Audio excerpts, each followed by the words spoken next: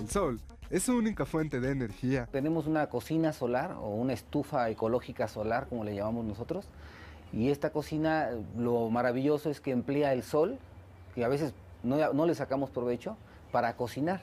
Puedes hacer cualquier tipo de alimento, desde cochinita pibil, frijoles, asar bisteces incluso, hacer tortillas también. Esta estufa puede alcanzar hasta 400 grados de temperatura gracias a que conserva todo el calor en el centro. Es un espejo, entonces el espejo refleja la luz del sol, pero por su forma parabólica concentra esa luz y ese calor en el centro. Entonces tú nada más la diriges al sol, como quien dice, cachas los fotones que decimos nosotros y concentras ahí en tu olla, cacerola o sartén la energía y cocinas. A decir de este emprendedor, este tipo de estufas son urgentes en el campo o los lugares donde se sigue cocinando con leña. El humo de la leña es sumamente dañino, es cancerígeno, produce infinidad de enfermedades, desde cataratas a enfermedad pulmonar obstructiva crónica que se llama.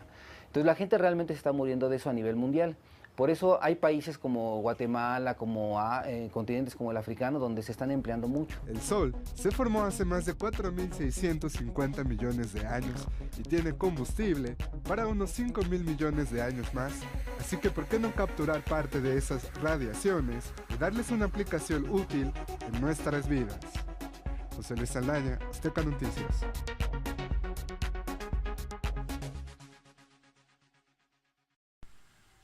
¿Qué tal? Buenas tardes, mi nombre es Francisco Sosa García, estoy aquí en el pequeño laboratorio de electrónica y la intención es mostrarles el diseño que hemos hecho de un seguidor solar.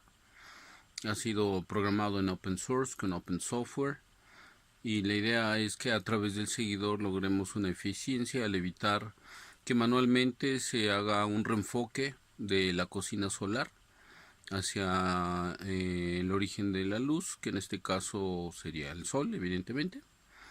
Y la idea es ir explicando de a poco cómo funciona y cuál es la intención. Muchas gracias. Bueno, este es el pequeño laboratorio de microelectrónica en el que hemos estado trabajando. Me he encargado de hacer de él un pequeño desorden, pero aquí están todos los componentes. Una serie de computadoras, tablets, en fin, fuentes de información. Aquí tenemos varias computadoras que se han estado utilizando en el desarrollo y la programación y un circuito que explicaremos cómo funciona. La idea es que a través del script de un open source que se llama Arduino, nosotros podamos programar, y esto se explica en el documento, el comportamiento de una serie de sensores y un actuador, que es un motor, para el movimiento de la cocina. Se han estudiado las características de la cocina y en el documento que refiero se explica la estructura del código. Básicamente lo que hace el código es un sensado, cuenta con un par de sensores el diseño, hace una suavización del monitoreo de luz en un par de vectores a través de promedios y el sensor lee cada segundo registra una lectura y el código hace la transformación de esa información analógica en algo digital para después controlar el actuador.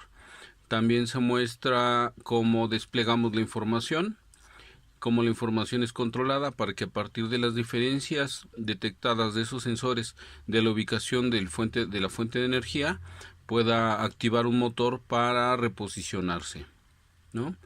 Y este es el código que, repito, se explica en el documento que he subido ya al portal. Este es el simulador de prototipado. Es un software open source que se llama Fritzen, el cual permite, entre otras cosas, caracterizar una tarjeta con entradas analógicas y digitales de muy bajo costo, un display que puede ser opcional en la lectura de la información que registran los sensores. Aquí ubicamos el par de sensores y una alimentación de 9 volts para el actuador del control de los motores, en este caso un solo motor, para reposicionar la cocina a la fuente de energía, ¿no? Después de hacer el diagrama de conexiones y la prueba en el simulador, se obtuvieron las piezas en el pequeño laboratorio, se explicó la funcionalidad esperada al grupo de ingeniería y se ha montado el circuito. El circuito físicamente tiene este aspecto. Aquí mostramos el display. Ahora está registrando justamente a través de las lecturas la diferencia en cada uno de los sensores del registro de luz. Ese monitoreo y la escala es arbitraria, es algo que yo decidí simplemente para poder encontrar las diferencias entre los dos sensores. Como se puede ver, hay una continua lectura que puede ser modulada por segundo o milisegundo. Lo había inicialmente dejado en un segundo, pero después lo reduje a un poco más, pero es algo que se puede variar desde el código. Este es un controlador de actuadores, que en este caso es un motor que se mostró en el diagrama anterior.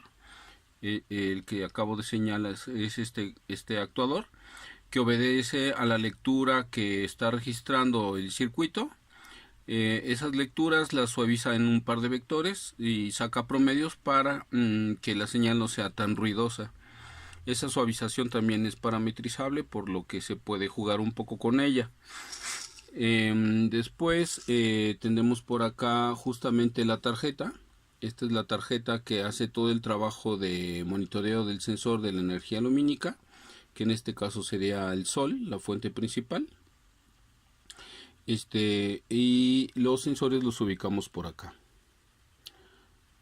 Este par de sensores del prototipado, que como pueden ver es bastante sensible, lo que hacen es registrar la diferencia de luz de la fuente original, y ubica una diferencia entre estos sensores, significa que hay un desbalanceo en la orientación hacia el foco de luz, ¿no? Lo que estoy haciendo aquí es que voy a tapar con mi dedo el sensor y verán cómo cambia el registro.